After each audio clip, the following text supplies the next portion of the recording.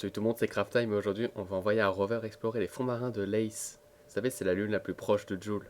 Et non, pas Joule, non mais voilà. Alors, comment est-ce qu'on fait pour faire un sous-marin sur KSP? On ouvre la petite cargo bay ici et on peut voir qu'il y a des tanks. Des tanks et un gold dedans. Et en fait, c'est ce qui va nous permettre de plonger. Si la cargo bay est fermée, la masse du tank sera prise en compte et le sous-marin il coulera. Si on l'ouvre, il remontera. En gros, c'est à peu près ça le principe. Sur le côté, je mets une petite balise, ici, parce que pourquoi pas, hein. Pour la fusée, je vais pas me faire chier, je vais juste mettre des nuclear engines. C'est une grande delta V, et puis ça va vraiment nous faire arriver confortablement sur l'Ace. Voilà, donc pas besoin d'une énorme fusée, hein, comme ça suffira tranquillement. Pour le décollage, globalement, ça se passe très bien. Pas besoin de mettre beaucoup de puissance. Là, on va voir que je vais baisser un petit peu la puissance des moteurs que je peux gérer. Les boosters principaux sont vraiment très puissants. Voilà, ils nous emmènent vraiment très très loin. Tout se passe globalement très bien.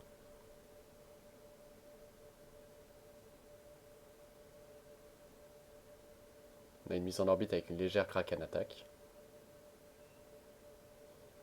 Mis à part ça, c'est très bien.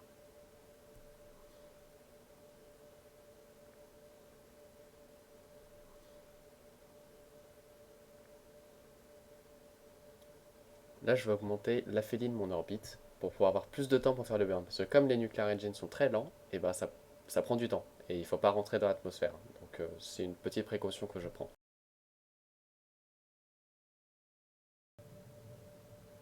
Une fois le burn terminé, on peut enfin se placer vers une bonne trajectoire vers l'Ace directement.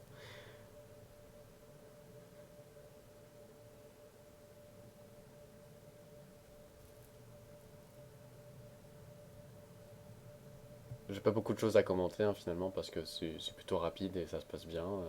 Y a pas, enfin c'est vraiment juste de l'expérience. Hein, si je ferai pas forcément de tuto pour y aller.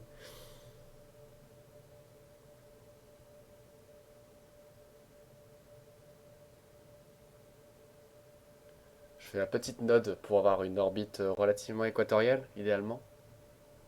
Ça serait quand même plus sexy. Hein.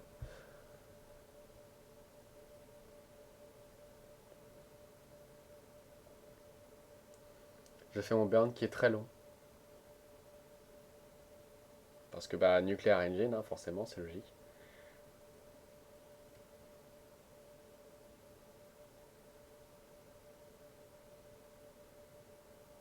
Une fois qu'on est placé, c'est nickel. Là maintenant, on va rabaisser le périhélie de l'orbite à quelques kilomètres pour freiner dans l'atmosphère. On a juste à sortir le heat shield, gonflable, parce que c'est le plus grand et c'est le plus pratique. Enfin, pas toujours, vous verrez pourquoi. On arrive tranquillement, ça secoue un peu mais ça devrait aller.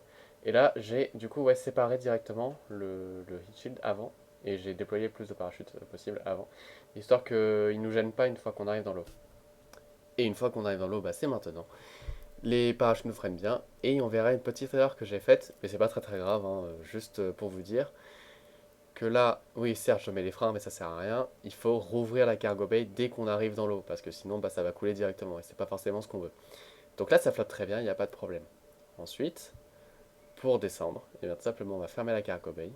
D'abord on fait une petite quick save, c'est important, et on ferme, et on descend. Alors voilà, ça va prendre son temps, parce que mine de rien c'est assez profond. Et comme c'est profond justement, c'est pour ça qu'on allume les lampes, c'est pour justement qu'on puisse voir un petit peu en bas. Donc j'accélère la vidéo parce que quand même bon c'est un peu long, hein, mine de rien la descente, on a quand même 2500 mètres à parcourir à 8 mètres secondes, donc c'est un petit peu long, voilà.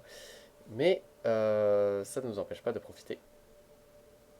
Donc la petite technique pour freiner lors de la descente, on rouvre et on ferme la cargo bay, et ça va créer une petite flottaison qui va nous faire remonter et après nous faire redescendre mais plus lentement.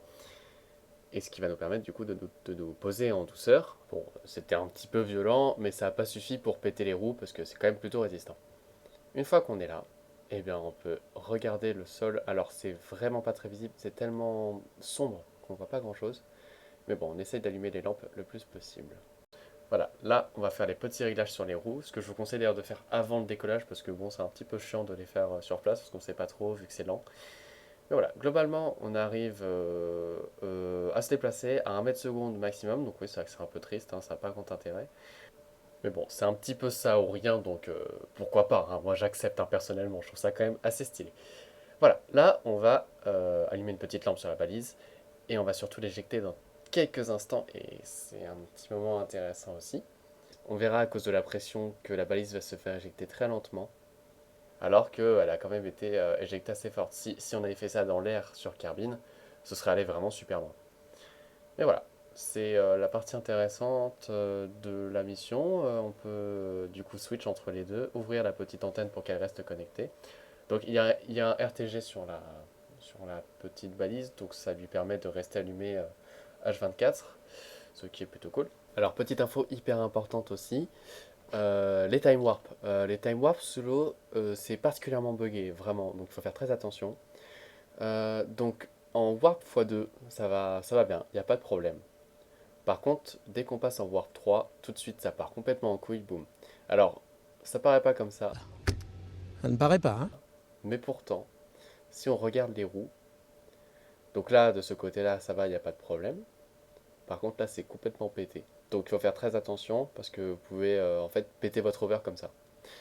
Voilà, voilà, c'est tout ce que j'avais à dire. J'espère que vous avez apprécié. Et à très bientôt et à une prochaine vidéo peut-être.